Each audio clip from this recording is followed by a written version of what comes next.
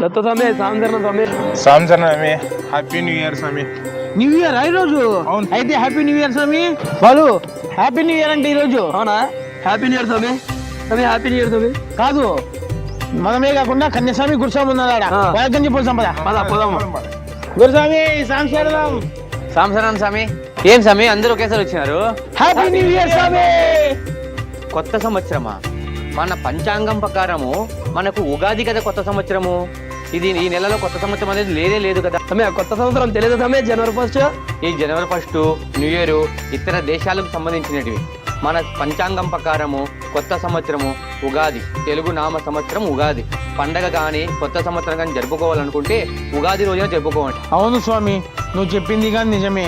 కానీ మాకు చిన్నప్పటి నుంచి అది అలవాటు అవ్వడం వల్ల ఇప్పుడు వచ్చి హ్యాపీ న్యూ ఇయర్ చెప్పినాను స్వామి. ఇక మీదట అలా చెప్పాం స్వామి. ఈ జనవరి 1కి కేకులు కోసే బదులు 10 రోజుల్లో సంక్రాంతి పండుగ ఉంది స్వామి. చాలా ఘనంగా చేసుకోండి. జనవరి 1 వద్దు, సంక్రాంతి ముద్దు. స్వామియే శరణమయ్యప్ప.